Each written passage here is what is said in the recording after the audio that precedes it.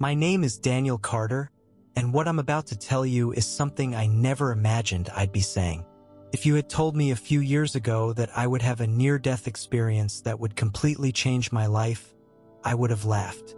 I had everything I thought I needed: a thriving career, a beautiful home, and a relationship that I believed would last forever. I never gave much thought to what happens after we die because, in my mind, there was no reason to. Religion, faith, God, those were ideas I had left behind a long time ago. It all started on October 12, 2019, a date that is now burned into my memory. That morning was like any other. I woke up, made my usual cup of coffee, and sat down to work on some project sketches for an upcoming real estate deal. My partner, Mark, was out of town on a business trip, so I had the apartment to myself. The city outside my penthouse windows was alive as always. Cars moving, people walking, the hum of life continuing as if nothing could ever disrupt it. But looking back, I realize now that something felt off. I had this dull headache that wouldn't go away, but I chalked it up to stress and lack of sleep. By noon, my stomach was growling, so I decided to step out and grab a quick lunch. There was this little cafe just a few blocks away, a place I had been going to for years. I ordered my usual, a Mediterranean salad with extra olives, and found a small table near the window. The first few bites were normal, but then something changed. A strange, metallic taste spread across my tongue, and a sudden tightness formed in my throat. At first, I thought maybe it was just the seasoning, something a little too strong or off about the batch. But then, my throat started to feel tight, really tight, like someone was slowly squeezing the air out of me. I tried to clear my throat, take a sip of water, but nothing helped. My heart started pounding faster, and an uneasy feeling crawled up my spine. Something was wrong. I reached for my phone, my hands suddenly trembling, but my fingers felt numb, unresponsive. The world around me seemed to tilt, my vision narrowing as if I was looking through a tunnel. A woman at a nearby table must have noticed because she leaned forward, her voice full of concern. "Are you okay?" she asked, her eyes scanning my face. I tried to answer, but no words came out. Instead, my chest locked up, my lungs desperate for air, and in that moment, I knew I was dying. Panic surged through me, but my body wouldn't cooperate. My legs felt weak, my arms heavy, my mind racing with confusion. People around me started to notice, their voices blending together in a blur of noise. My heart slammed against my ribcage, erratic, frantic, and then darkness. My body collapsed onto the floor, my consciousness slipping away. The last thing I heard was the distant sound of someone shouting for help before everything went completely silent. I don't know how long I was in that silence. It wasn't like sleep. It was deeper, like I had been pulled out of existence itself. But then, I became aware of something. I was still there, but not in my body. It was as if I was floating in a space that had no shape, no walls, no up or down. The silence was thick, suffocating, and carried a strange weight, as if it was pressing in on me from all sides. Then suddenly I started falling. Slowly at first, like drifting downward through water, but then the speed increased. Faster, faster. I couldn't stop it, couldn't grab onto anything. It felt like being yanked into an endless void, like gravity itself had turned against me. The deeper I went, the heavier the air became, thick, suffocating, filled with something I couldn't quite describe. And then, I saw the first flicker of red light in the distance. At first, they looked like small, glowing embers scattered in the darkness. But as I fell closer, they grew bigger, brighter, pulsing like burning coals. A wave of heat rolled over me, not like the warmth of the sun, but something far worse, suffocating, aggressive, consuming. And then, from somewhere deep in the void, I heard it. A sound I will never forget. Screams. Endless, overlapping screams. Filled with agony, terror, and despair. The screams weren't distant. They were everywhere, surrounding me, layering over one another in a way that made my stomach twist. It wasn't just the sound of pain. It was hopelessness, something far worse than physical suffering. It was the sound of people who knew they would never escape, never be free, never feel peace again. A chill ran through me, even as the heat around me grew more intense, more unbearable. The red glow ahead wasn't just light. It was fire, stretching endlessly, illuminating what lay beneath me. The ground was jagged and uneven like volcanic rock, but it wasn't still. It shifted, moved, pulsed as if it were alive. And in that fire, in the cracks between the stones, I saw them. Figures, writhing, twisting, screaming, their faces contorted in agony. Some clawed at the rocky ground, trying to pull themselves up, only to slip back down into the burning pits below. Others were hunched over, their bodies shaking, whispering things I couldn't understand. And then, I saw something that made my entire being freeze. In that sea of suffering, in that place I never believed existed, I saw familiar faces. At first, my mind refused to accept it. It wasn't possible. They were dead. They were gone. They had moved on.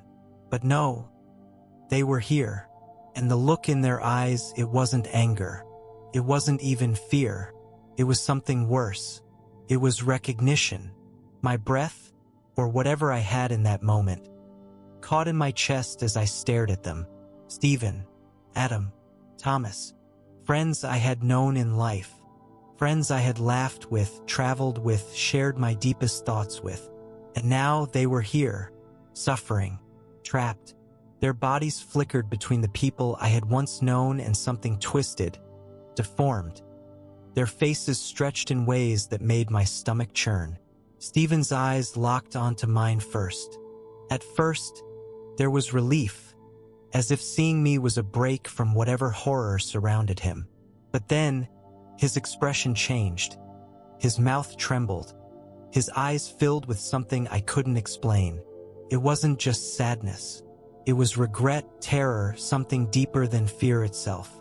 He opened his mouth to speak, but the only thing that came out was a choked sob, a sound so filled with pain that it made me want to run, to wake up, to escape, but I couldn't move. Then Adam stepped forward, or rather, lurched forward. His body didn't move naturally anymore. It jerked, twitched, like something broken trying to force itself into motion. His voice, when it finally came, was raw, strained, like his throat had been screaming for centuries. Daniel, you weren't supposed to be here. A shudder ran through me. His words felt heavy, almost like they had weight. I wanted to respond, to tell him I didn't understand. But before I could, another voice cut through the chaos. A voice I hadn't heard in years. Leave. Now. It was Thomas. But it wasn't Thomas. His face, once smooth and confident, was twisted with agony. His features flickering between the man I had known and something else, something monstrous. His eyes, they weren't eyes anymore. They were dark voids, filled with emptiness, suffering, something I never want to see again. And then, from behind them, I felt it, something massive, watching, waiting. A deep chill crawled through me, even though the air around me was unbearably hot. The screams, the fire, the shifting ground. Everything seemed distant now, like background noise to something far worse. Something was watching me. I couldn't see it, but I felt it, looming just beyond the red glow, hidden in the blackness. It was massive, ancient, and waiting. Every instinct inside me screamed that whatever it was aware of me now. Then it began to move, The darkness itself seemed to shift, forming a shape, tall, monstrous, shifting like smoke but solid at the same time. I couldn't see a face, only eyes, burning, hollow, endless.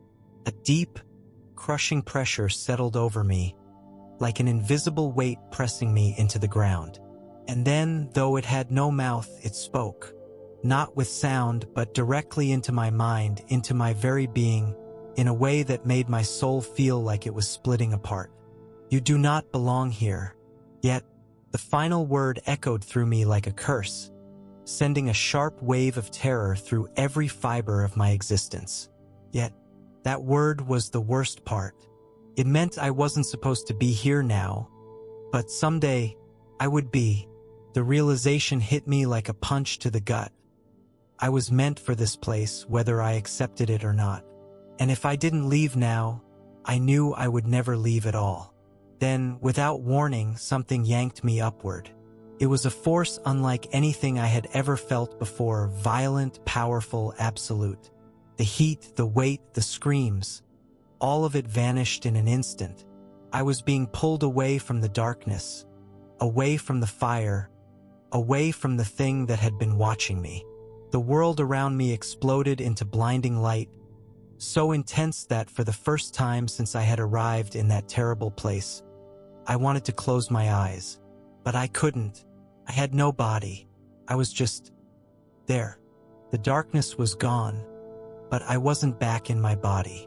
Instead, I was surrounded by light, overwhelming, endless, alive. It wasn't just brightness. It had a presence, a weight, a power that I couldn't comprehend. The air, if I could even call it that, was different here, pure, untouched, unlike anything on earth. And in that moment, something strange happened. For the first time since I died, I felt safe. Then I realized I wasn't alone. Ahead of me, standing in the midst of the light, was a figure. I couldn't see his face, but I didn't have to. Somehow, deep in my soul, I knew exactly who he was. His presence carried something impossible to describe. Awe, love, authority, and something else, truth.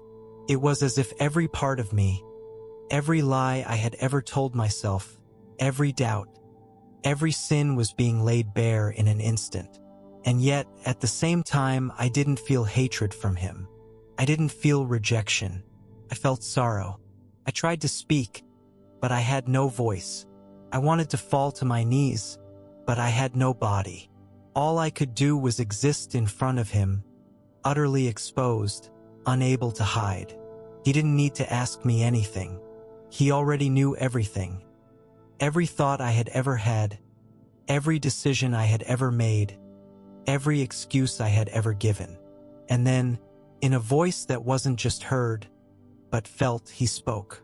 You have seen where your path leads. The words weren't angry, but they carried a weight that sent a tremor through my soul. But I am not finished with you yet. As soon as he said it, I felt something shift inside me. Something deep, something that had been buried for years. The light around me seemed to pulse, moving through me like a current, filling every part of my being. And then, just as suddenly as I had been pulled out of the darkness, I fell. The fall wasn't like before. This time, I wasn't being pulled down into darkness. I was being sent back. The overwhelming light faded, and for a brief moment, I was suspended in nothingness. Then, a sharp, burning pain shot through my chest, like I had been struck by lightning.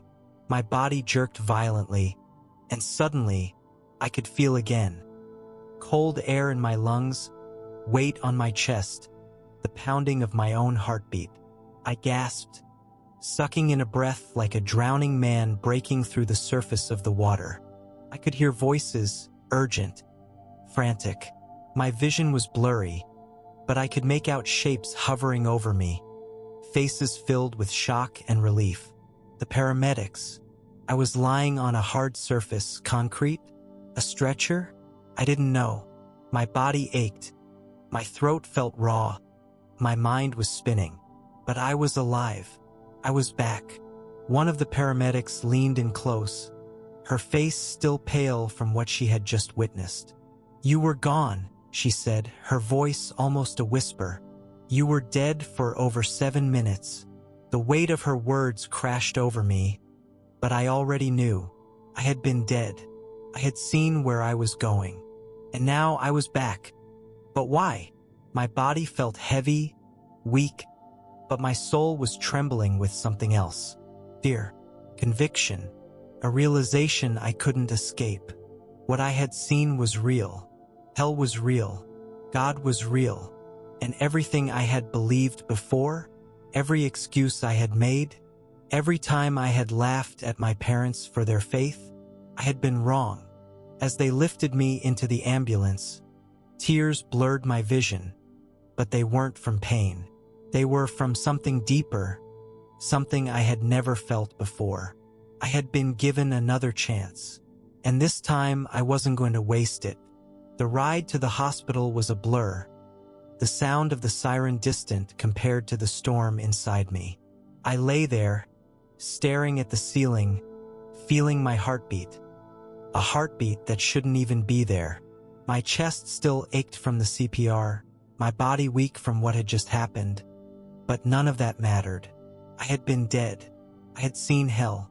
I had stood before God. And now I had to face the reality of it all. Doctors and nurses rushed around me when we arrived, checking my vitals, shining lights into my eyes, asking me questions I could barely register. "Can you hear me? Do you know where you are?" I answered them, but my mind was elsewhere. How was I going to explain this? Would they even believe me? Would anyone? And then a thought hit me like a hammer to the chest. Mark, my partner. He had no idea what had just happened. And worse, I knew exactly where he was heading if he didn't change. Hours passed. I was stabilized, moved to a recovery room, left alone with nothing but the hum of machines and my own thoughts. Everything felt different. The world outside my hospital window looked the same. Cars passing, people walking, life moving forward like nothing had happened. But something had happened. Everything had changed. I had changed. And I knew without a doubt that I could never go back to the life I had before. The hospital room was quiet, but inside, my thoughts were screaming. I kept replaying everything I had seen. The flames, the tortured faces, the voice that had told me I didn't belong there. Yet, I knew what that meant now. If I had died just a little later, if God hadn't pulled me back, I would have stayed there forever. The weight of that realization made my chest tighten. I had been given a second chance. But why? What was I supposed to do with it? Then there was a knock at the door. My heart nearly stopped as Mark walked in. His face was pale, his eyes red, he had been crying. The moment he saw me awake, relief flooded his face, and he rushed to my bedside. "Oh my God, Daniel," he choked out, grabbing my hand.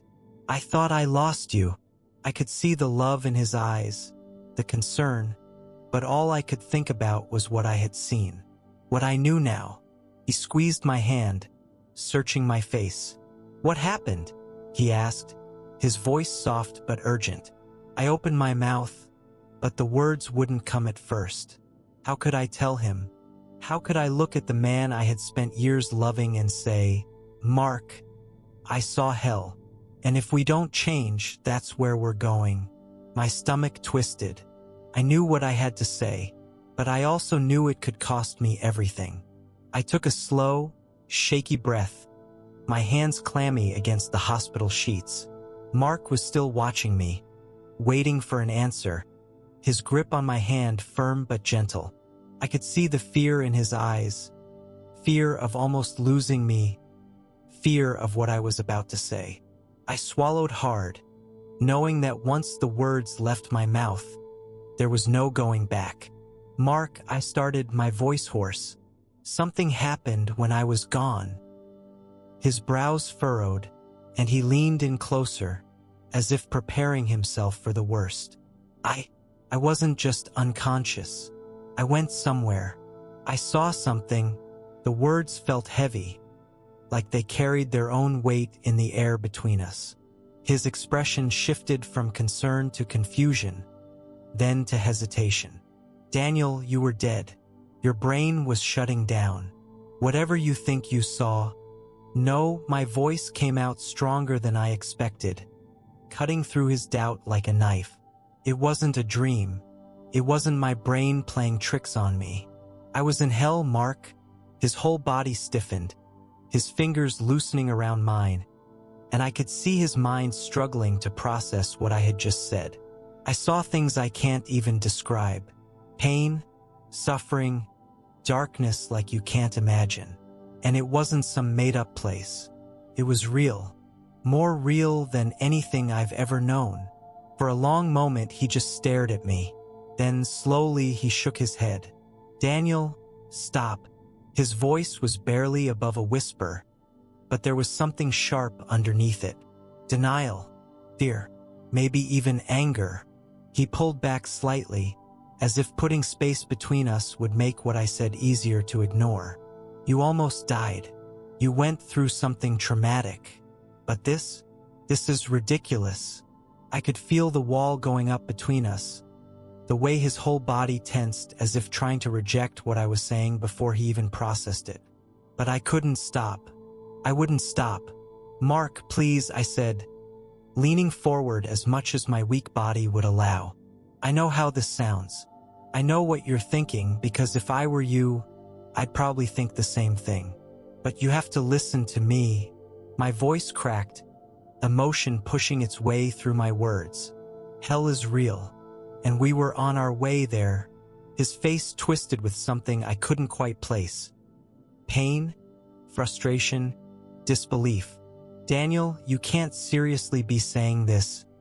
He let out a shaky laugh, running a hand through his hair. You're telling me that after everything? After all these years of laughing at religion, after everything we built together, you're suddenly, what? A born-again Christian? His voice was rising now, the anger creeping in. Because of some hallucination? Tears burned behind my eyes, but I forced myself to stay calm. It wasn't a hallucination. I said it firmly, meeting his eyes. I was there, and I saw things I can never unsee. And more than that, I saw you there, Mark. His breath hitched, and for the first time I saw fear. Not anger, not mockery. Fear. His mouth opened slightly, but no words came out. He just shook his head, blinking fast, like he was trying to push the thought away. You're lying, he whispered, but his voice lacked the confidence it had before. I shook my head. I wish I was. Mark's chest rose and fell quickly, his breathing uneven, his fingers curling into fists at his sides. I could tell he was trying to find something. Some excuse, some rational explanation that would make this all go away. But there wasn't one. I had seen what I had seen, and I knew, deep in my soul, that if Mark didn't listen, if he didn't believe me, he was going to end up exactly where I had seen him. You're lying, he said again, but this time, it sounded more like he was trying to convince himself than accuse me. His voice shook, his eyes darting away from mine. You almost died, Daniel. Of course, you thought you saw something. Your brain was shutting down. You were hallucinating. I reached out and grabbed his hand, gripping it as hard as my weak fingers would allow. No, Mark. I was there. I felt it. I heard the screams. I saw people we know. My voice broke, my throat tightening as images flashed in my mind. I saw you. His body jerked slightly, like I had struck him. I saw you, Mark, and you were suffering. You were trapped, and you looked at me, and you knew exactly why you were there. Mark yanked his hand away from mine as if my touch burned him.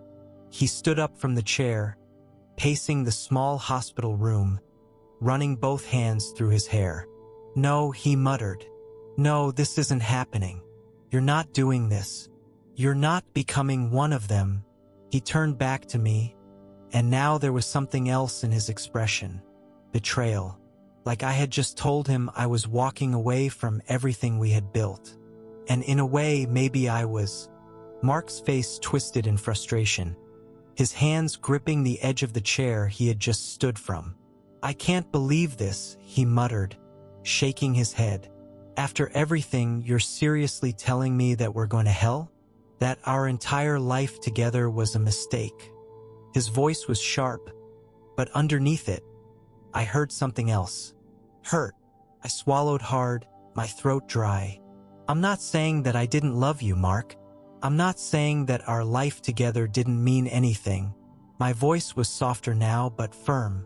"But I can't ignore what I saw. I can't pretend it wasn't real." I searched his face, hoping for even the slightest sign that he understood. But his expression only darkened, his jaw tightening, his eyes flashing with something close to anger. Mark let out a short, bitter laugh, his arms crossing over his chest. "So what now?" he asked, his voice dripping with sarcasm. "You're just going to throw everything away? Join a church? Preach to people about how sinful we are? About how we're all doomed unless we repent?" The word felt like poison the way he spit it out. I could feel the distance between us growing, widening into something that neither of us knew how to fix. And for the first time since waking up, I realized the truth. I might lose him because of this. A lump formed in my throat, but I forced myself to hold his gaze. "Mark, this isn't about throwing anything away. It's about facing the truth." My voice was steady, even though my heart felt like it was shattering with every word. I was wrong. We were wrong.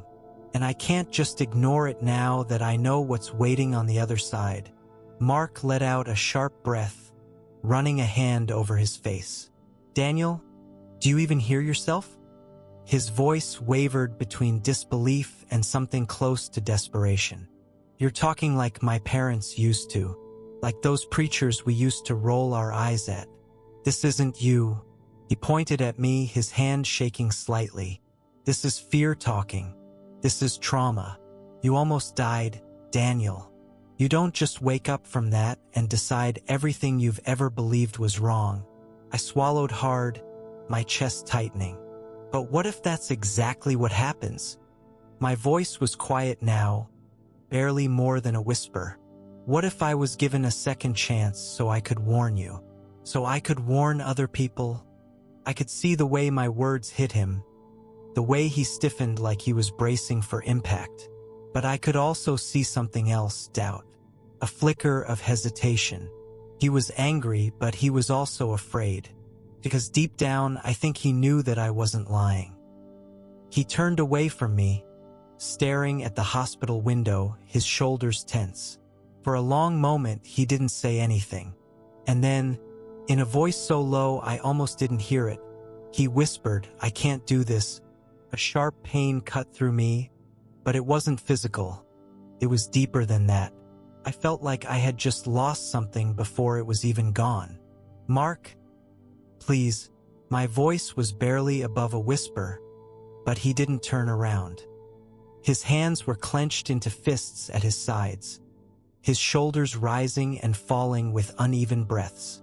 I wanted to reach for him, to pull him back before the distance between us became permanent. But I knew deep down this was the moment everything changed. He finally turned, and when he did, his face was unreadable. His eyes were red, his lips pressed into a thin line. "I don't know who you are right now," he said, his voice low and tight, "but you're not the man I fell in love with." The words hit harder than I expected, but I refused to let them shake me. This wasn't about love. This was about eternity. I took a slow breath, trying to steady the storm raging inside me. "Mark, I love you. I always have. But this isn't about what we want.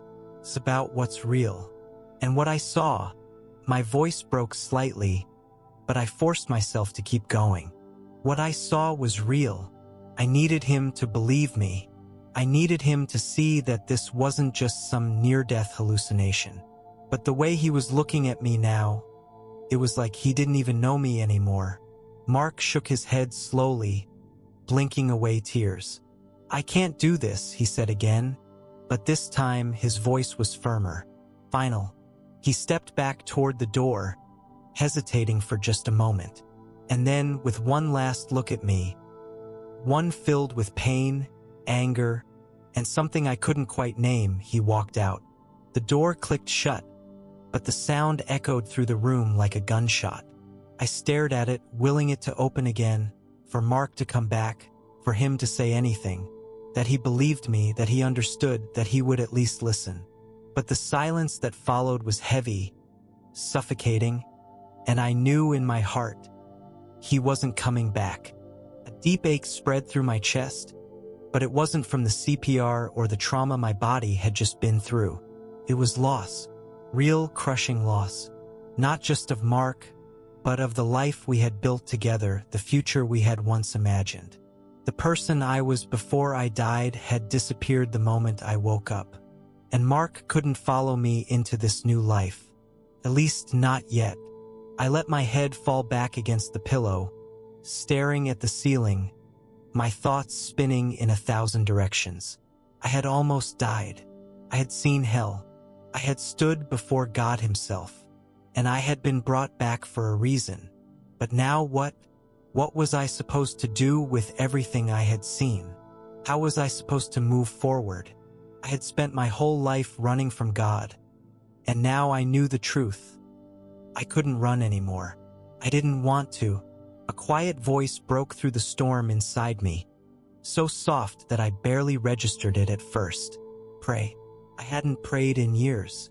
I had mocked the very idea of it. But now I had no choice.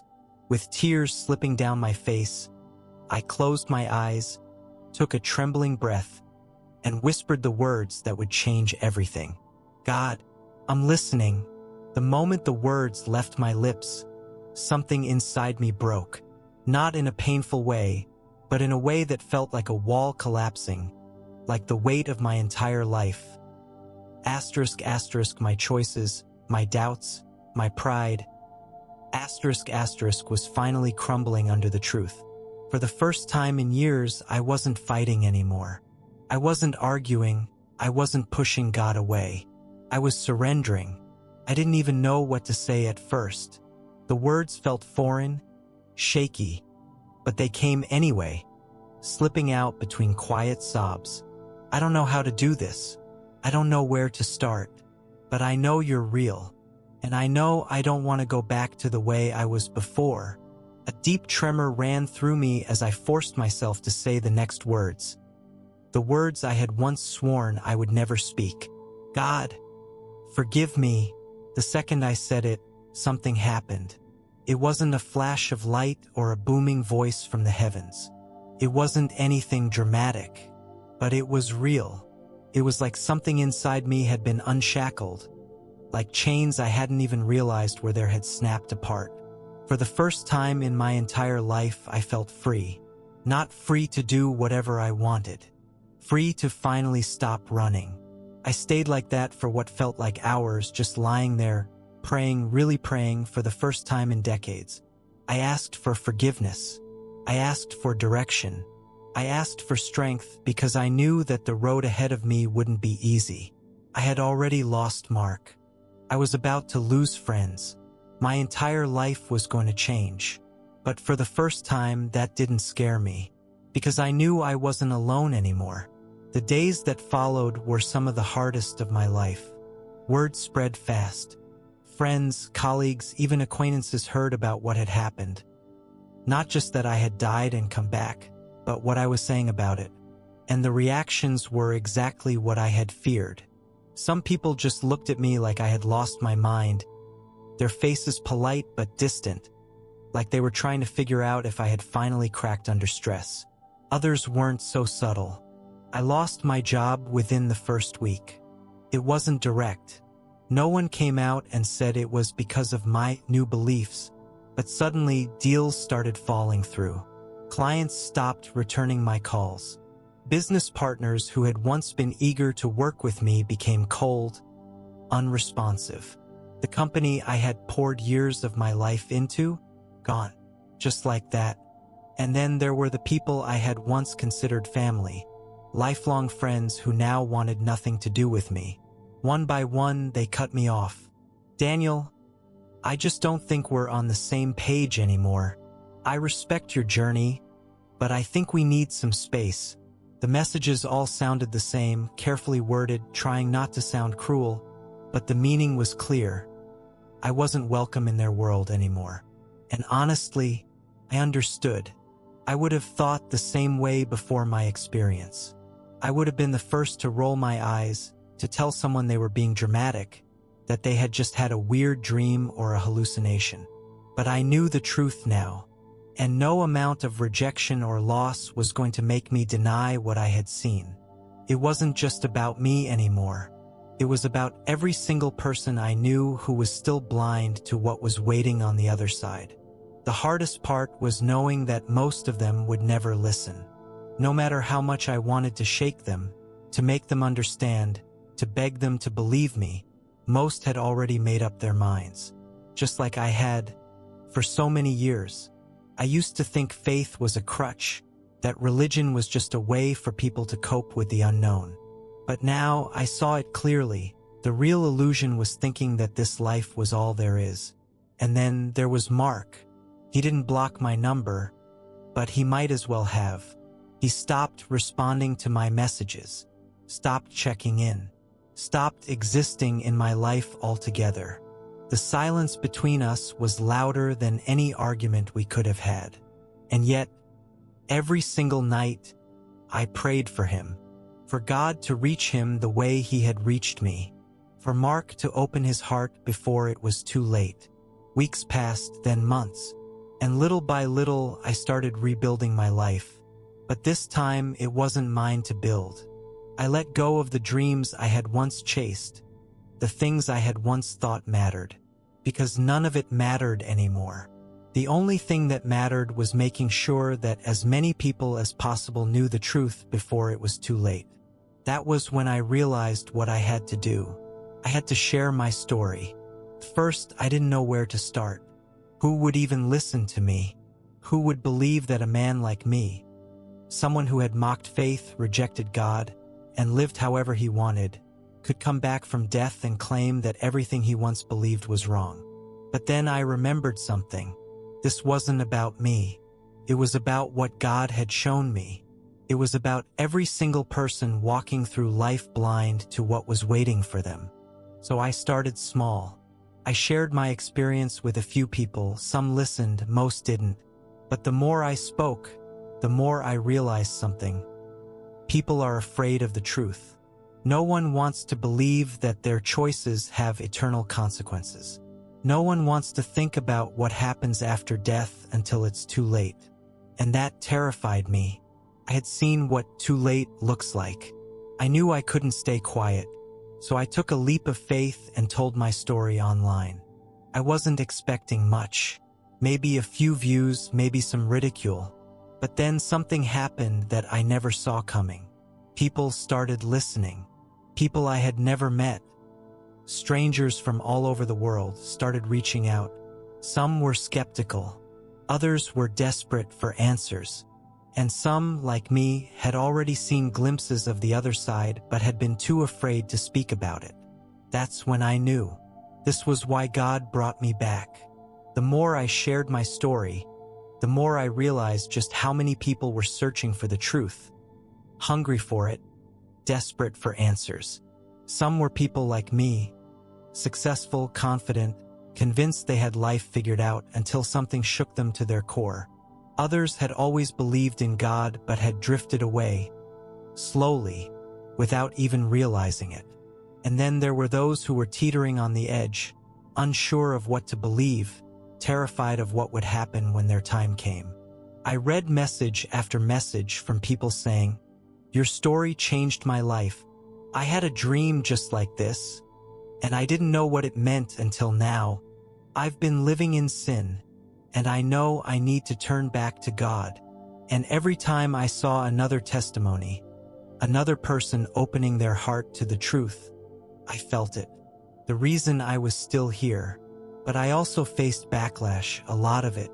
Some people mocked me, calling me delusional, saying I had just experienced a hallucination, that I was making it all up for attention.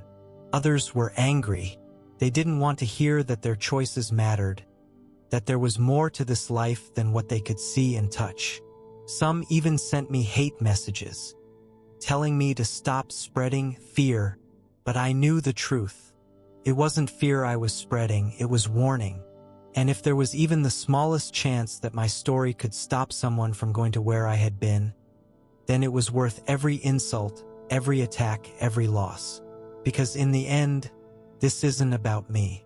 It's about you. If you're watching this right now, I need you to understand something. This isn't just my story. This isn't just something that happened to me and no one else. This is real. Whether you believe it or not, whether you accept it or not, you will face eternity someday. And when that moment comes, you won't get to argue. You won't get to negotiate. You won't get a second chance. I didn't think any of this mattered before I died. I thought my life was my own to live however I wanted. I thought love was love, truth was relative, and that faith was nothing more than an outdated fantasy. I was wrong. And if I had died a few minutes later, if God hadn't shown me mercy, I would still be there, in hell, forever. So I'm begging you, don't wait until it's too late. Don't make the mistake I made. God is real. Heaven is real. Hell is real. And the choices you make right now, today, will determine where you spend eternity. If there is even a part of you that is questioning, even the smallest voice inside you wondering if this could be true, don't ignore it. That's not fear. That's God calling you. This might be the most important moment of your life. So what will you do with it? If you'd like to hear more testimonies like this, be sure to like, comment, and share this video so that others can hear this message before it's too late. If you need prayer, leave a comment below. I will be praying for every single person who reaches out. And if you're ready to give your life to Christ, don't wait. Don't let another day pass without making that decision. God is waiting for you.